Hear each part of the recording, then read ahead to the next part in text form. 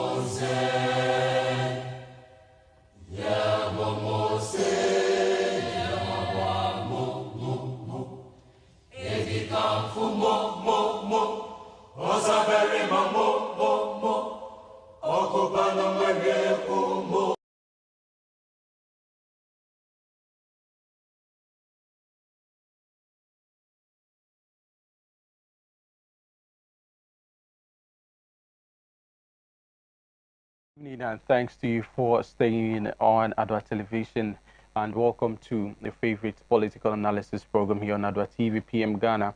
My name is Reginald Addy, and tonight we want to look at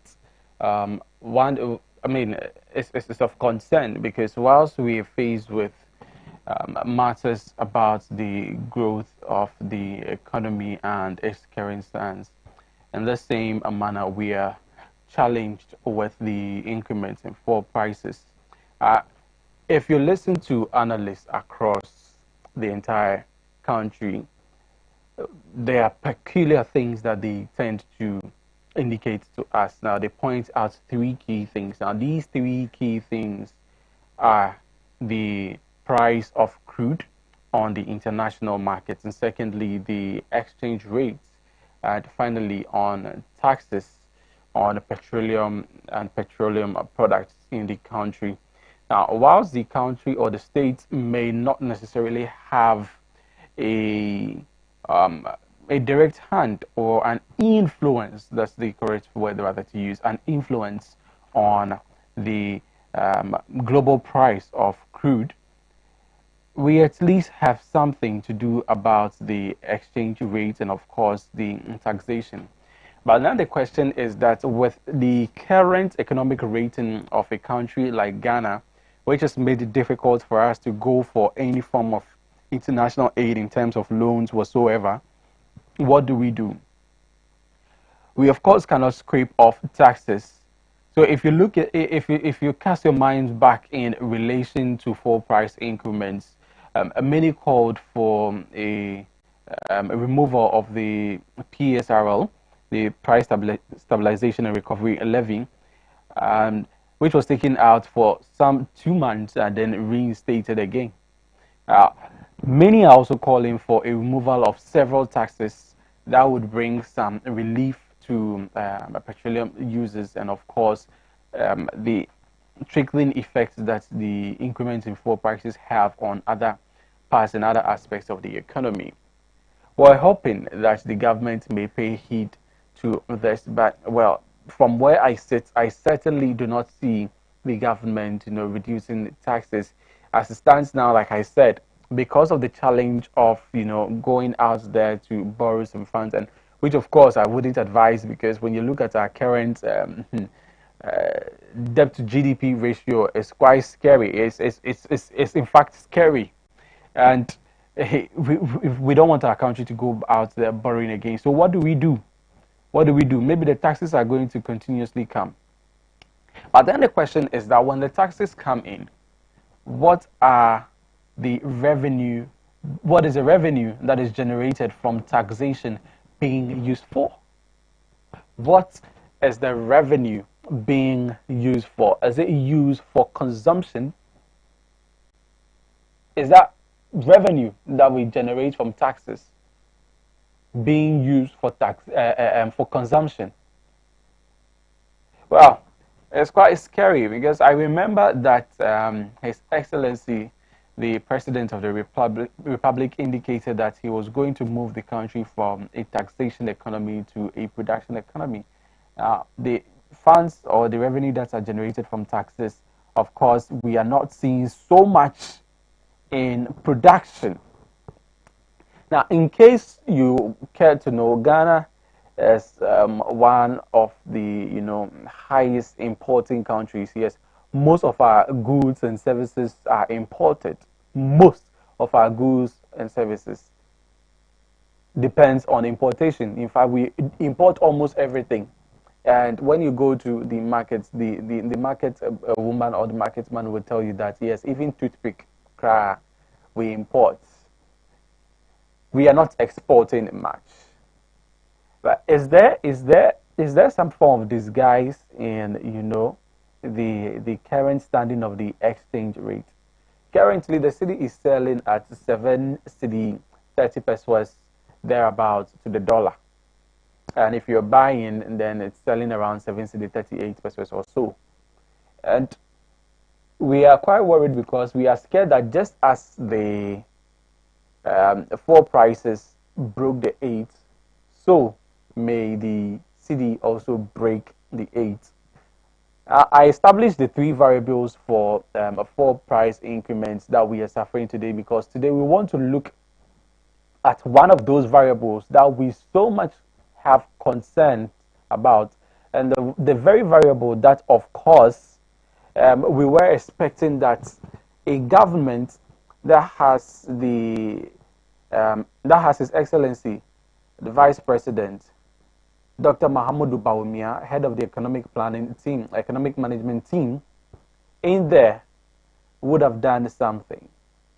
Somewhere in 2020, getting into 2021, we saw, the city being resilient, which was actually migrating from somewhere around 2017 into 2018. We saw, a gradual increase or a stabilization of the city, albeit some challenges that were persistent. So then 2020, we had COVID. COVID disrupted so many things, and even the projected growth of our economy. But that in itself came with some lessons. So tonight we want to ask, why is the city depreciating so fast? Why is the city running faster than the economic management team can? Well, of course, when you look at the members of the economic management team, these are old, grown folks. Maybe they can't run that fast. Look at the Tami and all that. Big men, they can't run so fast. But hey, big brains there, shark brains there, and I believe that there is something they can do about the city. For importers of raw materials, for those of you who import, this is a big blow to you. And for a nation that is not, at the tables when it comes to countries that export crude, we should be crying about our city. So I'll be asking my guests who will be joining me via the phone line and also via Zoom what prospects there may be for our Ghana city, why His Excellency the Vice President Dr. Mahamudu Bawumia is so quiet, head of economic management team. One would say that these are the times that we need him so much. Don't you think so? Isn't this the time that we need His Excellency Dr. Mahamudu Bawumia and all his, the public lectures and, the 170 questions or so. And in fact, all the subtle and subliminal jabs that he used to drop, I think these are the times that we need some of these jabs and some of these questions. In fact, maybe they should be answered by His Excellency himself, because indeed, most of the questions that His Excellency the Vice President posed, and most of his pronouncements gave hope. They gave hope. But what is happening? Dr. Mahamudu Bawumia, we are asking this evening, why are you quiet? Everybody is worried. Because you see, the people trusted your words. They believed in you. You even said that when the fundamentals are weak, the exchange rate will expose you. What are the fundamentals right now, Your Excellency? Are they weak? Is this the reason why we are seeing the city depreciate so much? Dr. Mahmoud Baumia, good evening to you. I hope that you and the economic management team are doing very well. We are worried, as a matter of fact. But we will see how best my guest for tonight will proffer some solutions. In the meantime, let's take a quick turn around. When we come back, we'll have some conversation on the depreciation of the city.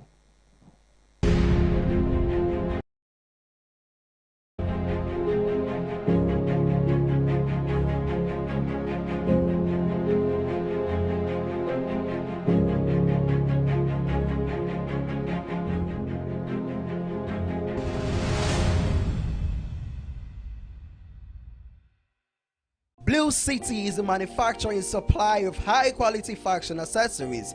We design and make quality bow ties, flying ties, lapel pins, ladies' brooches, fabric necklaces, African wares, and so much more for your weddings, schools, institutions, bands, choir, singing groups, individuals, and so many more. We use both African prints and foreign fabrics to make your beautiful accessories for you. Oh yeah! Contact us via call or WhatsApp or SMS on 0240-926-564. Locate us at Odoko Official Town opposite Emils Preparatory School. Check us out on social media, Facebook and Instagram at Blue City Fashion. Blue City, creativity and style.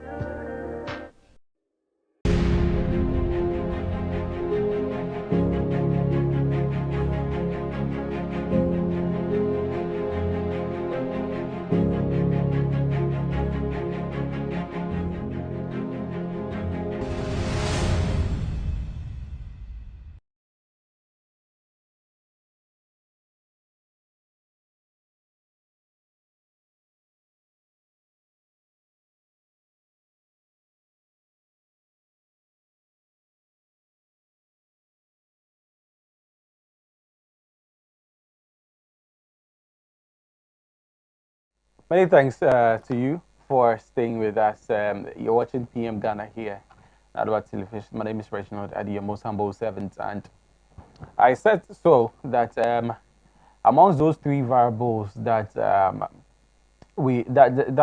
hovers around full price increments, or those variables that influence affect full price increments, as one that stands in between the city, the exchange rates, and far as our country Ghana is concerned, we're talking about the cedi, especially to the dollar, and it's worrying, not just for full price increments, but for those people who transact in, dollars, especially the importers. We have our first guest on the line. He's joining us via Zoom, Dr. Edusa Akodia. He's an economist. If Doc is on the line, let's quickly get him. Doc, good evening. Hello, good evening, my brother. How are you? I'm doing very well, sir. Okay, I thought that he was joining us via Zoom. Anyways, he's joining us via the phone line. Yeah, I'm on Zoom. I can see you. Oh, okay. I'm not seeing you yet. That's why I seem to be worried. Anyways, let's get on.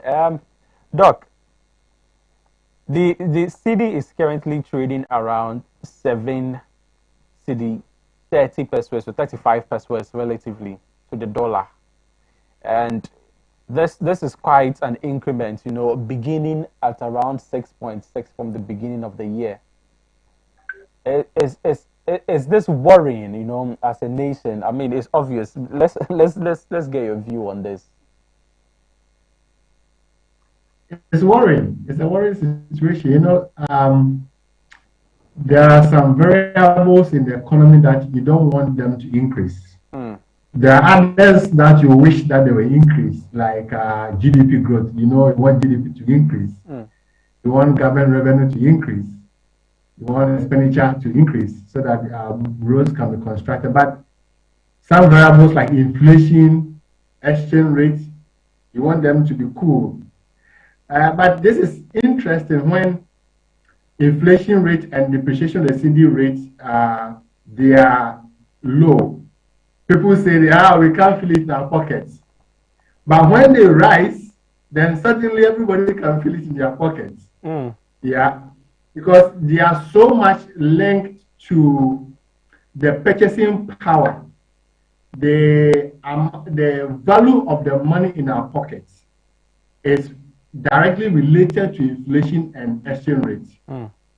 If exchange rate goes up, it increases inflation and increases the cost of doing business and the cost of living. So it is a situation that nobody is happy about. I'm sure in your introduction you were mentioning government and some officials' names. Nobody is happy about this. No economist will be happy about this development. But let me put this into context. There are some countries that have intentionally devalued their currencies in a bid to increase exports, to gain more from their exports. And we call it the devaluation. We have countries, examples from Argentina, they did that, and China has done that some time ago. And so when you intentionally devalue your currency, it's devaluation. But this is determined by the markets. And so that's why we call it depreciation. And so it is a worrying situation, but Ghana could have taken advantage of this. I don't know if you understand me, because I'm saying that of course, the situation that we find ourselves. Yes. Some countries intentionally do that to increase their exports. But we are not able to take advantage of this to increase our export base because, as somebody will say, the fundamentals are still weak. Our manufacturing base is still not that strong. How many commodities do we export? So our export base is not able to take advantage of this because when the city depreciates, exporters gain. So, for example, if you export, say something, you export banana, and then they sell it at $100. If the exchange rate is 6, you get 600 cedis. But if the exchange rate is 7, the same $100, but you are gaining 700 cedis, 100 cedis more. So exporters gain. Those who have the currency, they gain. But we can't take advantage of this situation as a country because our export base is still not developed that strongly. And that is the position we find ourselves. And we have the imports. When the city depreciates, imports become expensive and exports become cheaper. And on one hand, we are not able to take advantage of the exports. On the other hand, the imports have become very expensive. And as an import-dependent economy, when your imports become expensive, you lose. It is also important to note that the government public finance is gaining from the crude oil side at this point because of the increase in crude oil prices because of the Russia-Ukraine war and all that. So the public finance is increasing, but I am careful to say that because the government also has some commitments to.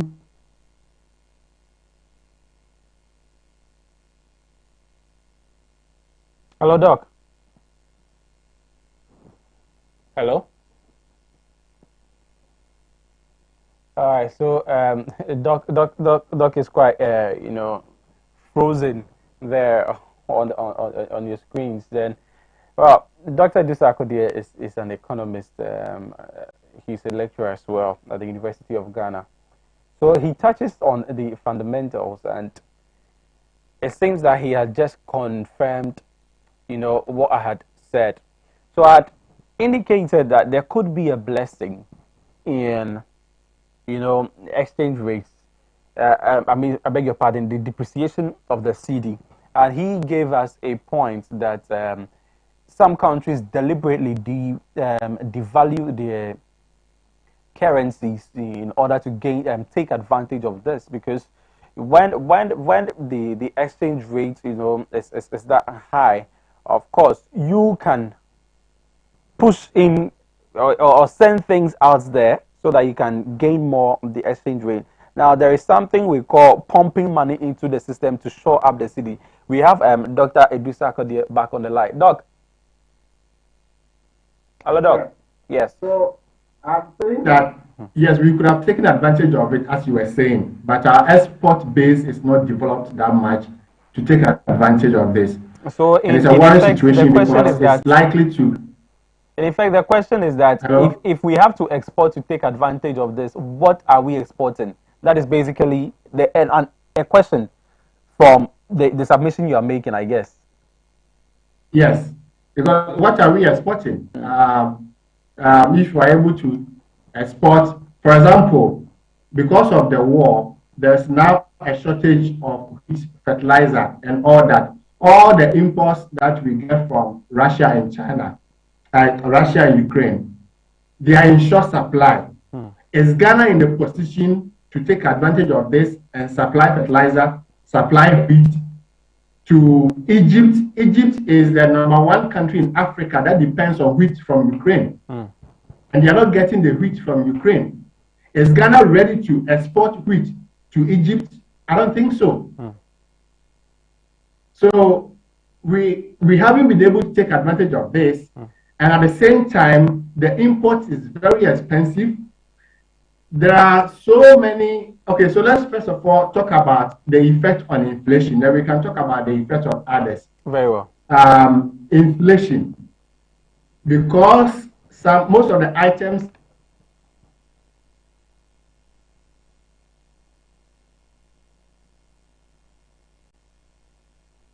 Hello?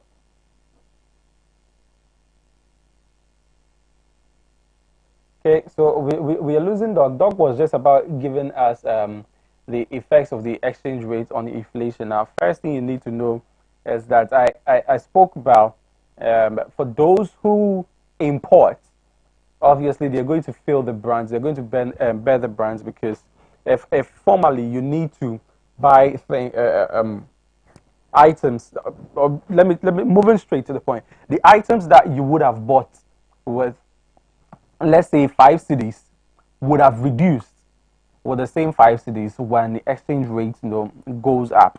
Now, this in itself causes some level of inflation on importers. For importers, for the local economy, we have Doc back on the line, who is going to share with us. Doc. So it's unfortunate the internet is disturbing, but it will not stop our discussion. Exactly. So the first effect is imported inflation. There's something we call imported inflation. No. Already in Ghana, we have our own inflation, our own domestic inflation that we are dealing with. And when the city depreciates, it brings in imported inflation. How do we get that? And I was using mobile phone as an example. If you people go to import mobile phones and they were using, say, 600 cedis to import $100 worth of mobile phones. Now, instead of 600 cedis, they will need 700 cedis. And so when they come to Ghana, they will add their profit to that because they are losing. So they have to then increase the price. So it is not due to production in Ghana, but it is due to the price from outside the country as a result of the depreciation of the city. So they have to increase the price. Are you with me? Can you hear me? I'm with you. Okay. So that is the imported inflation on a finished good. And I've used mobile phone as an example. The second example is the imported inflation on intermediate goods. So another example, if you want to produce bread in Ghana, but you need to import wheat. When you import wheat from, say, Ukraine or Russia or any country, and your city has depreciated, the price of wheat will increase. And then when the person who is baking the bread, because already he has bought the wheat at a high price, will then have to increase the price of bread. And that will cause inflation, right? The third one is the fuel. You know, the exchange rate is one of the critical variables used in the calculation of the export price the downstream petroleum products. So you go to the pump, the filling station. Let me put it as Ghanaians will understand. If you go to the filling station to buy petrol per liter or per gallon into your car or motorbike, the price you pay is also determined by the exchange rate. So when the exchange rate goes up, you expect to pay more on the fuel price. And we know what happened in Ghana. Anytime fuel price increases, the transportation fares increase. And whenever transportation fares increase, it looks like almost every item in the country is affected. So then you have a general increase in inflation, in prices. So the prices of goods in Ghana will increase through 3 windows, just as a result of the depreciation of the cedi. 3 windows: imported inflation on finished goods, imported inflation on intermediate goods, and an imported inflation on fuel, on transport fares, and then general price levels. So the cost of living will increase.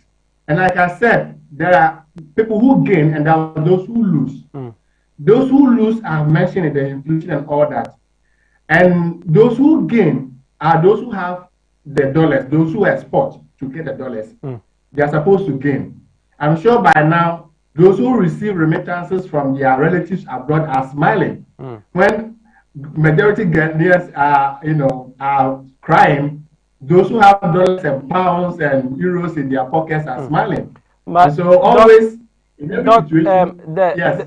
In analysis, I mean, you spoke about, we're speaking about the exchange rates, but somehow inflation has set in there because they are related. And now, when you look at the rate of inflation currently as we're experiencing, technically, when exchange rates increase, yes, those who trade or deal in the foreign currency would be rejoicing, whilst those who trade or buy the foreign currency using our local currency may be crying. And so you cited that example. For those who have dollars right now, they may be rejoicing. But let's also remember that the exchange rate is moving in tandem with inflation currently over here. So maybe, yes, even though $100 would have given you some 660 cedis then, now it is giving you 730 cedis. But you come down and you realize that transportation has increased and it has a rippling effect on other things. Is this logic, dominant across all studies? Okay, so you are right. That is why you take yourself as a country.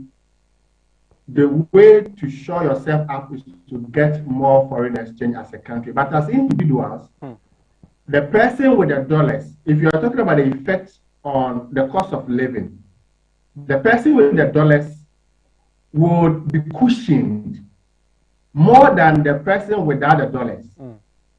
So yes, we all take the trotro and we all pay the high transport fare. But me, the one that my auntie remitted $200 to me, I am cushioned. But the one who did not get any remittance will have to bear the full effect of inflation. Okay, so yes, that is why almost every economy talks about the capital account side of the balance of payment, that we should try as much as possible to get reserves, to get a foreign exchange into the system. Because if you get a foreign exchange into the system, it will even stop the depreciation. Before even the depreciation takes off, the reserves you have in the country will stop it. But if you don't have enough foreign exchange in your country, then whatever happens to your city, it will depreciate. Right. So you are right on that score, but I'm saying that those with foreign currency are cushioned. Very well. And I'm not praying for any depreciation. And we have not been able to develop our export base to export more to get more forests into the system. So the overall effect, like you said, is going to be an increase in cost of living. But I thought you were going to ask me, how did we get ourselves into this trouble? You know, no, I'm sure that question is coming. It was the headline question that I served my viewers, and I was really coming to that. First was to take your notion on the exchange rate. Of course, at a point, it seemed that the city was being resilient. That would be somewhere within 2020 into early 2021. I mean, things seemed a little balanced, and then all of a sudden we are seeing this sharp increments. Why are we here? What is happening? Did the city break away okay, from, so I can see you have a pen from the IGP? And paper. So let's try. Can you hear me? Can I go on? Yes, go on, my brother. So I can see you have a pen and paper, and I'm sure those who are watching us also have pen and paper. Exactly. So let's understand these factors that have contributed to the depreciation of the cedi. So I have categorized them into three main, areas. Okay. The first one is the long term. So we have long term factors, medium term factors, and then the short term factors. The long term factors have been with us since 1911. Wow. That is the Gettysburg economy, that type of economy that exports raw materials and import finished goods. And you end up importing more than you export. You go to every home in Ghana, almost every item is imported. Look at the building, the roofing sheet, the building material, the cement. I'm sure we have gas cement, yata in Ghana, but how about the other building material, the iron rods, name them, go to the kitchen, the cooking utensils. How many of them are produced in the country? Then go to the wardrobe, our shirt, our shoes. How many of them are produced in the country? Go to the living room, the TV, the furniture. Go to our offices. Even our own parliament house, I was told that the furniture they use is imported from China. So almost every item that we use in the country is imported. So when you do that, when you have more imports than exports, I'm sure when I'm speaking, somebody will be telling me that in the balance of payment, the export figure is more than the import figure. But I'll come there. I will deal with that. That's part of the problems. I'll come there. Right. So when you are import-dependent economy, you tend to demand more foreign currency. So let's use dollars to represent all the foreign currencies. So when you have more imports than exports, then you demand more dollars. And when you demand more dollars, the price of dollar will go up. Right. And the price of dollar is the exchange rate. Okay. So that's the first point.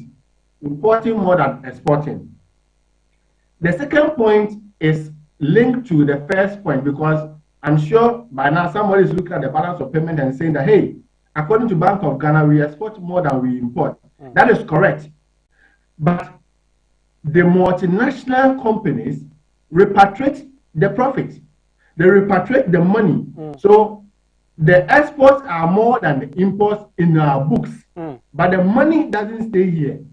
Well, before you continue, is this repatriation of the foreign currency, one of the reasons why we find ourselves in this sharp, exchange rates at this time? Because when you look at data and statistics, it appears that it is within the early months of the year that people who perhaps have borrowed from the previous year to go into business tend to, offset some of their bills. They're, sending money back to where they borrowed from, and also paying for some of the goods and services that they brought in during, such a festive season. Should we be worried if this is you say exactly right? So should we be worried if this is the case? Because statistics also shows that beyond such times, the exchange rate tends to, stabilize, and then we are able to see some nominal growth in there. So should we be worried? Are we making too much of a fuss? Okay. Let me give you the three broad categories, then we can go into each of them into details. So the first one I'm saying is a long-term cost. That is being an import-dependent economy. The second point under the long term, still under the long term, is the repatriation of profit of multinational companies. And you are right to say that at the end of the year, they balance their books and then they change their trading, all the revenue that they made or profit that they made is in cedis. So the last year profit was in cedis, and they have to send it to their mother companies this year, the beginning of this year. So they have to change everything into dollars.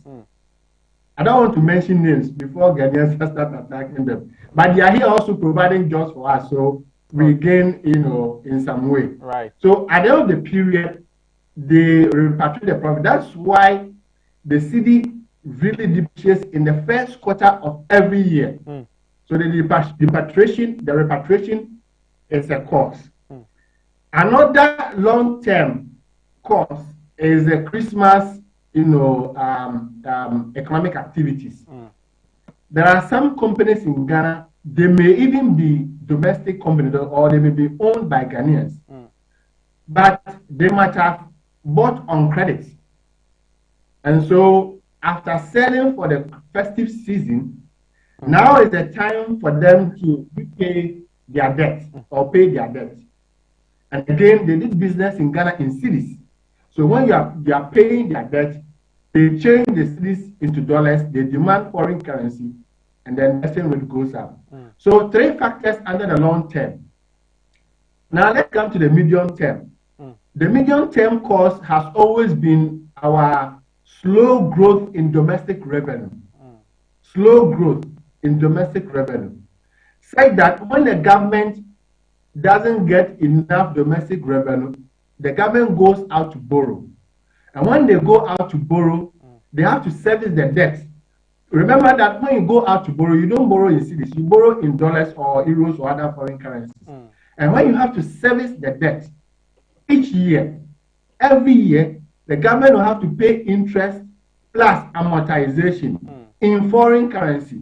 How do they do that? They have to change the cedis into dollars because the taxes we pay are in cedis. But when they have to service the debt, they have to pay in the end. It's not only government alone. There are other, quasi-government organizations like the GET Fund, like the Road Fund, even there are private individuals who might have borrowed in foreign currencies and they have to service their debts.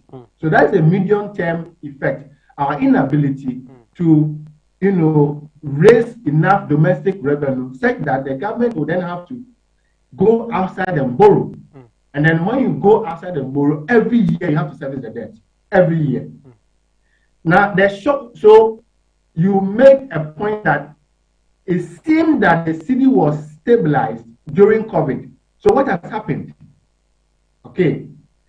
Two major things have added to the already outlined causes, the long and medium term. They have been with us for a long time. The import-dependent economy, repatriation of profit, festive season, the inability to raise domestic revenue. They have been with us all this while. So why now? What happened just recently?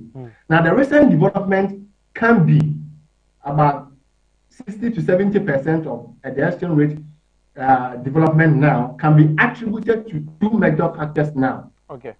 The two major factors are the economic recovery. According to the Ghana Statistical Service, more than 90% of all businesses in Ghana that closed down during COVID are now recovered. And when they have recovered, they have to start doing business. They have to start production, they have to start importation, they have to start all that. And what do? They have to go and import. They have to demand foreign currency. So the recovery from COVID is a contributory factor.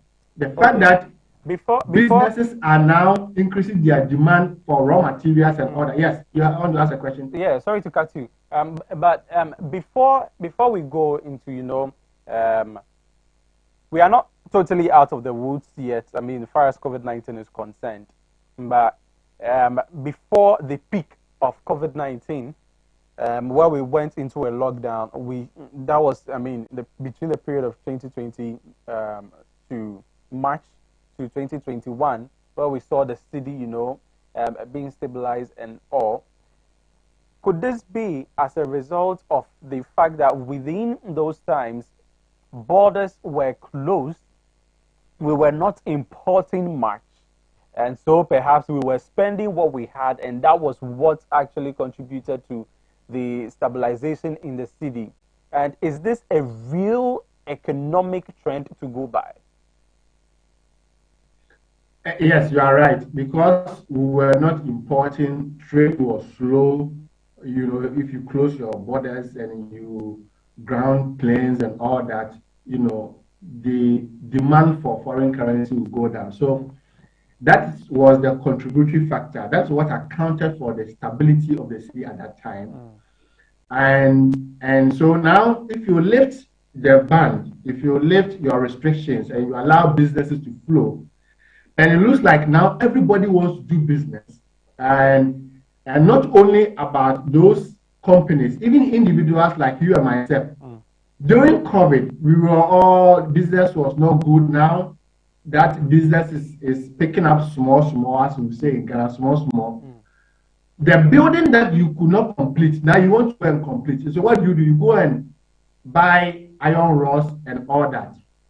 And so your demand has increased. So global demand this is not peculiar to Ghana. Exactly. This point about the economic recovery is not peculiar to Ghana. It's globally. That is why you have US inflation rising from 3% to 7%. Many countries are facing that because of the increase in demand. That is also why the price of crude has gone up. Even without the war, price of crude would have still gone up, but not this much. Why? Because now businesses that shut down during COVID are now revamped. They are now restarting their economic activities.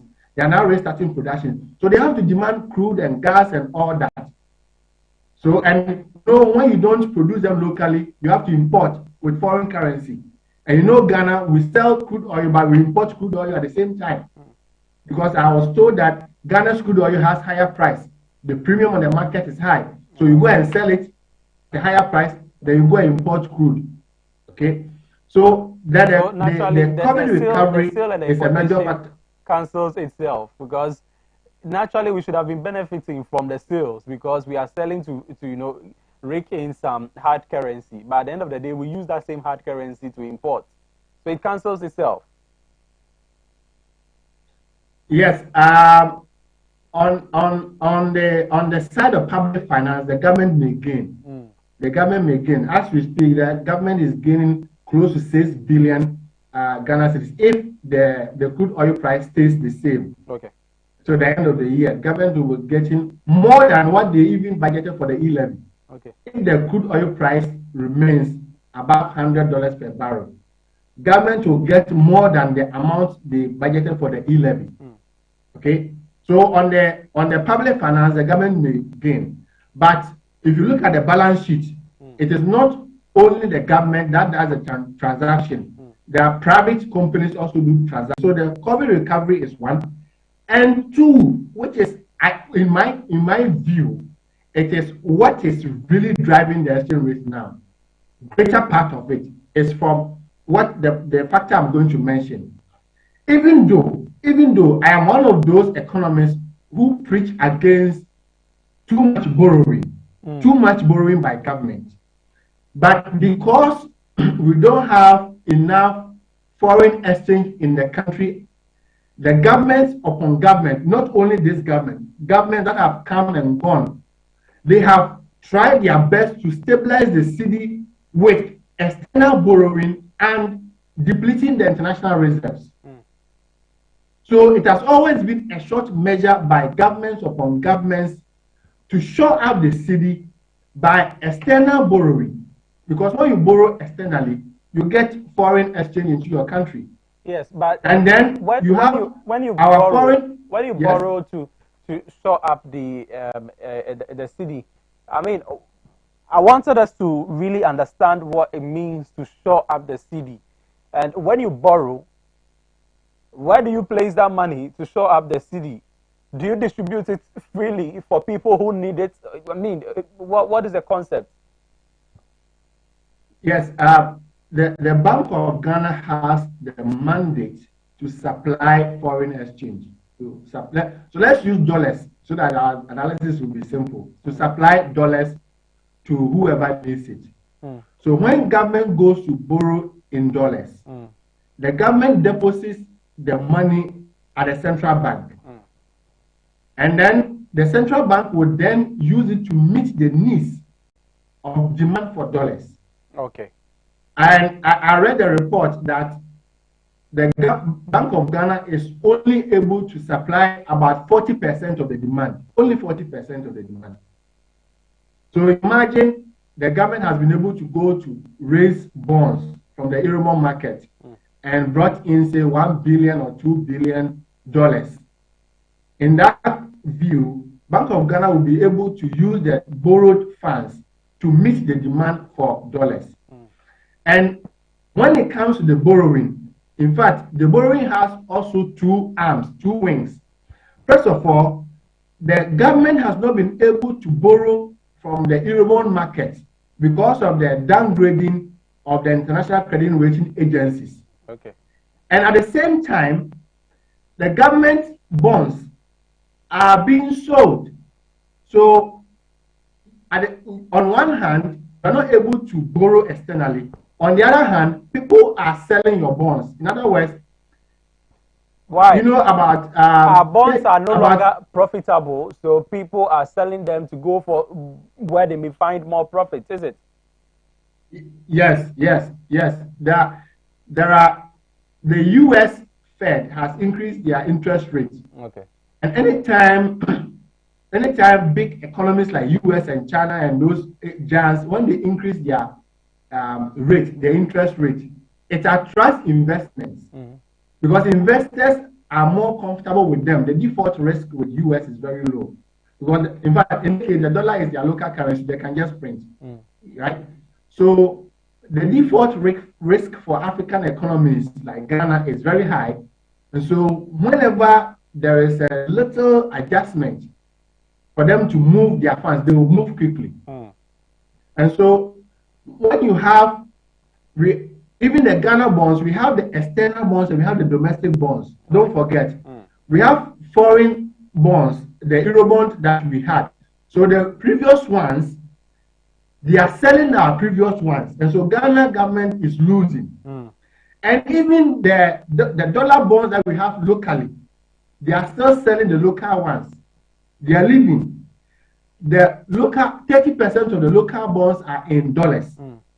It was bought by foreigners, and these foreigners are moving their funds. So they are moving their funds from the dollar-denominated local bonds, and they're also moving their funds from the external bonds.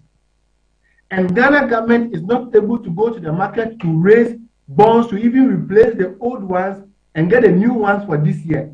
And that is why there's that shortage of foreign exchange in the country. And you see, when you listen to the government communication machinery, when they tell you that everything, almost everything is linked to the e-levy, this is the reason.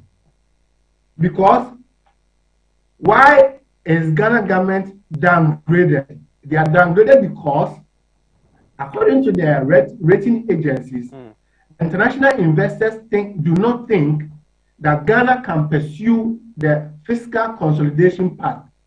In simple terms, they don't think that Ghana government will be able to raise domestic revenue to service their debt. Why? Because they have not passed the e-levy yet, and they have not reversed the 50% benchmark values. So these are revenue measures in the country that they are looking at for the government to show that they can mobilize domestic revenue, to send a signal that they can raise revenue domestically to service their debt. And once they have not been able to pass the revenue measures, they are afraid that if they give us the bonds, Ghana government will not be able to service the debt and we will default. the default risk is high. So they are afraid. They won't lend to us. Okay? And so that is why everything seems to be linked to e-levy. So if you pass the e-levy, then you can have access to the Eurobond market and borrow. When you borrow, you bring in the funds into the country and the city stabilizes. And when the city stabilizes, fuel price will not increase that much, transport fares will not increase that much, tomato price will not increase that much. This is the logic behind the e-levy solving all Ghana's problems. It is not about the 6 billion that they want to raise. It is about what the e-levy will help them get from the Eurobond market. This is some explanation for the securitization of the e-levy, isn't it? I'm not a fan of the securitization, though. It would pose as a form of, the security, so that then now we can go out for the loans. Now they know that there is something there. Of course, that when you default, they know they can count on, because it's going to rake in some money, isn't it? Yes, you can. Even if government doesn't want to securitize, it will still help them to go and borrow. Securitization is not compulsory. As you are saying securitization in the context that they are now convinced that we can service our debt. Because securitization is also another concept altogether. You can decide not to do securitization, but you can still have access to the capital market. Let me explain it. Okay. Ghana government can pass the e-levy and then have access to the Euro market to borrow the normal borrowing without securitization. Another way is that Ghana government can pass the e-levy and use the proceeds of the e-levy to collateralize, like we have done with the road fund and get fund, such that you tell the investor that, Mr. Investor, my name is Ghana government. I have e-levy. I pass e-levy. I'll get 6 billion every year. When you convert the 6 billion to dollars, let's use the exchange rate 1 to 6 so that it will be simple. Right. So let's say we get $1 billion. So every year we can raise $1 billion for you. So give us, say, 18 billion for the next 3 years, because 6 times 3 is 18. So give us, no, I was talking about $1 billion. So give us $3 billion. Give us $3 billion for the next 3 years. So that every year, whatever amount we raise from e-levy, we will give you everything, 100%. That is the securitization or collateralization. Because you are going to use the funds, everything, and give it to them. Because you are going to borrow for the future proceeds. Okay? But you can decide not to do securitization. In other words, you can decide to just go and borrow the normal borrowing, collect your e-levy.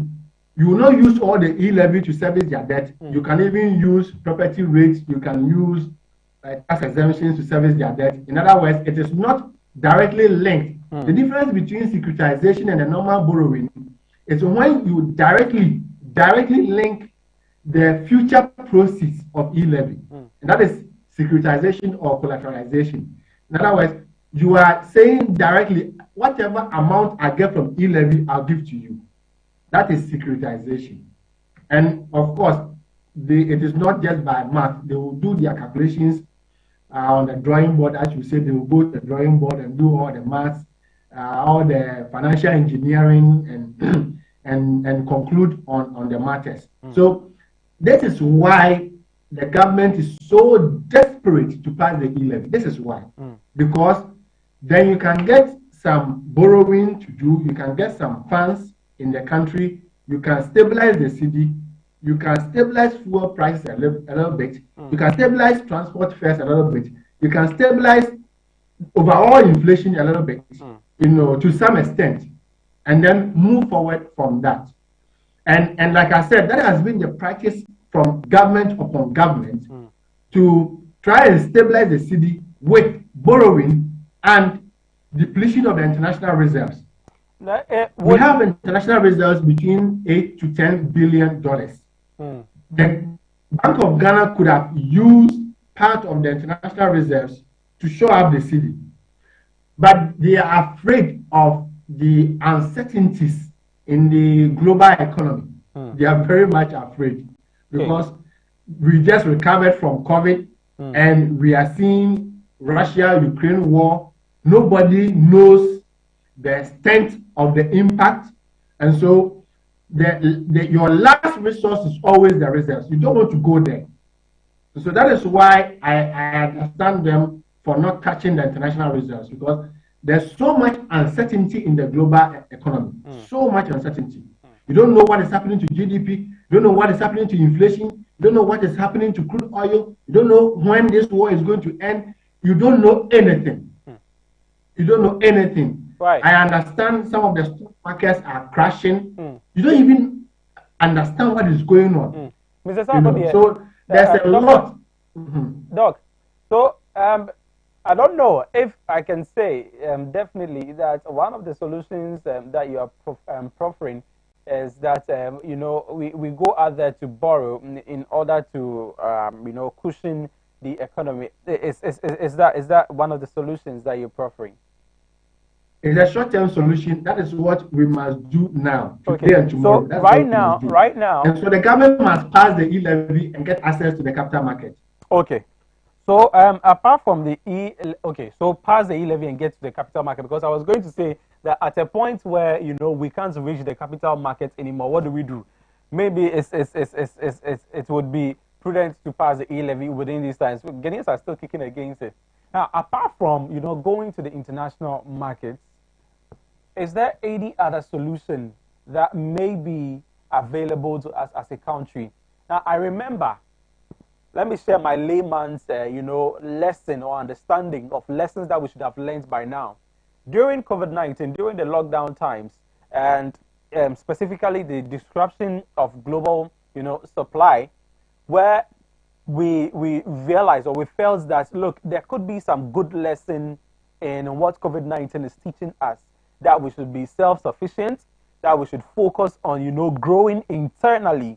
We should focus on industrialization, focus on producing what we eat internally and almost all our needs internally.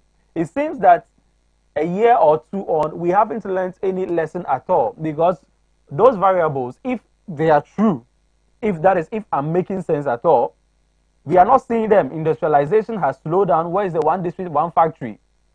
We don't know. Production, we don't know. Dr. Ewuso Akoto-Efriye, Minister for Food and Agriculture, will come and tell you that plantain is selling for 4 cedi.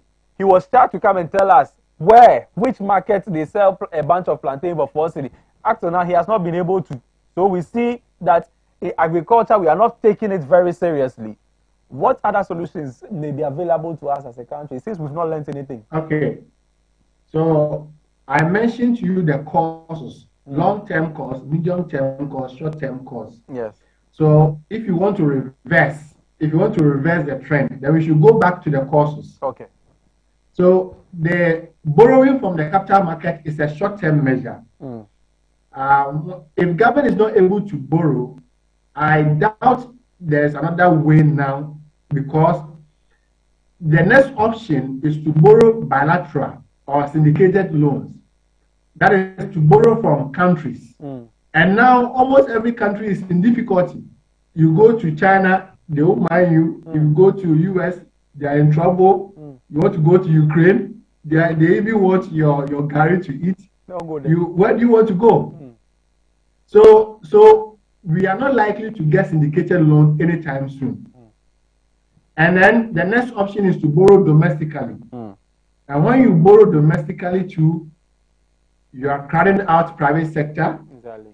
And you borrow at a high rate, because the recent bond that the Bank of Ghana issued, 5-year bond, is going for 20%. 20% interest rate. It's too much. It's too much. The debt service is going to be too much for government. So that is why they go for the foreign bonds. Now, this is the short-term measure. This is the immediate. Let me speak to you a little bit. Before I say what's that to it? It means that when you are in difficulties, just let the dust settle, Okay. and then you find better and proper solution. Mm. So we need the e-levy and the capital market to let the dust settle, and then the government can look into the measure that you mentioned. And I agree with you that we have failed ourselves as a country. We have failed totally. Some of the things that could have been done, we haven't done them. We always pick up the problem, scratch the surface. When the problem goes down a little bit, then we leave it. Then we go and sleep. Then the politicians will take over, they will be campaigning with it. Hey, we have done this, we have done that. Then the next day, when you wake up, boom, the city has depreciated again. So we have failed ourselves. We haven't put in strong measures as a country to deal with the value of the city. You already mentioned to look internal, production, local production. During COVID, we had so much talk about we are doing local production, we are doing local production. And today we are exposed. Where is the local production? Because if the local production was there, we wouldn't be suffering that much. We are totally exposed as a country. And I am not blaming MPP. When NDC was in power, it was the same problem. So nobody should sit at home and take it as a political, campaign. Both MPP and NDC have failed us in putting together strong measures to stabilize the value of the city. We haven't done that. Look at the things that we import. Look at the things that we import. Onion, pepper, tomatoes. It's so annoying. We should be producing some of these little things like toothbrush, toothpaste, all these little things that we use in our homes. We should be able to be producing them and do local production. We have been talking about this for years, and I told you that the structure of our economy has not changed significantly since 1911. Since 1911, we need to industrialize. The long-term solution to save the city is to industrialize. Right.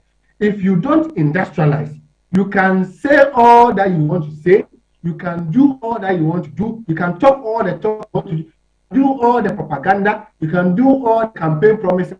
Once you don't industrialize, your city, the value of your city will continue to fall. And I don't want us to politicize. That's why I'm so passionate about it. Because it's something that we scratch the surface, then we go and sleep, then it comes back to haunt us, then we scratch the surface, we go and sleep, it comes back to haunt us. Why are we doing this to ourselves as a country? Before you go, we have just about 2 minutes left to go. Before you go, how safe do you think we are, with the propaganda that we seem to play with the economy? I'm saying propaganda because when the people speak, you said something about, the people feeling the economy in their pockets. When the people speak, you come and then what you hear is political jargons about the economy. They tell you that, Charlie, I don't even want to go inside, but the propaganda. Are we safe? Because it seems that we tend to pretend as if, things are okay, we are not really tackling the problem. Are we safe? Briefly. Things are not all that good. Things are not all that well. And I want to admonish all politicians that even though there seems to be a marriage between economics and politics, the economic decisions are taken by politicians. What economists like myself can do, we don't have power. All we can do is to do research and recommend to government, because I know the politicians are so busy, they don't have time to read around and do all calculations and all that. But we, the researchers, we have time. The civil society organizations, IFS, IEA, CDD, Imani, they have time. They do research, they publish, they give copies to Parliament, copies to the executive, copies to almost everybody in power. They should just decouple economics from politics, from propaganda. You can do that during elections. Elections, well, you can just, because you want to win power. But when you finish winning, please and please again, no propaganda with economists. Because the economics say that it's so sensitive that if you do propaganda with it, you tend to muddy the waters. And it's not as if those of us who sit at the back, we see the picture. And sometimes when we speak, as I talk to you now, I've been contacted by an organization in Oxford. They want my take on the Ghanaian economy. Wow. Whatever I'm going to say, they are going to take it as the truth. And so when we speak, international organizations listen to us. So, sometimes these people don't want to even listen to the politicians because they know they paint the big picture, a nice picture, and all that. Please, after election, my problem is that after the election, let's unite and act as Ghanaians to save our economy. What is the economy? The economy is the money in our pockets. Everything we are saying is about money in our pocket. How much that money can buy. That is the economy that we are talking about. That's all. We can do all the calculations. The end result is the purchasing power of the money. Very well. For the ordinary Ghanaian, it is how much he can buy with 5 cedi. Doc, thank you so much for your time this evening. I wish that we would, continue the conversation even further. But I believe that in these times of, economic, conversations, we will definitely call on you again. I'm grateful for your time. Thank you too. And have Right. a good evening. Dr. Edusako, very outspoken economist. He's a lecturer as well at the University of Ghana, and he has shared with us things we need to consider and understand about the economy. I can't thank him any less, and I can't thank you any less for joining me. A big thank you to Betty Owusu, who is watching me live on Facebook, and Mr. Richie Marcel, my guy. Charlie, been a while. Yeah, big thank you to the crew as well. Selassie, the Sun guys, Jonathan, Isaac, and Chris Durr. Charlie, I see you guys some at the time. God bless you guys so much. We meet on Thursday. Have a lovely evening.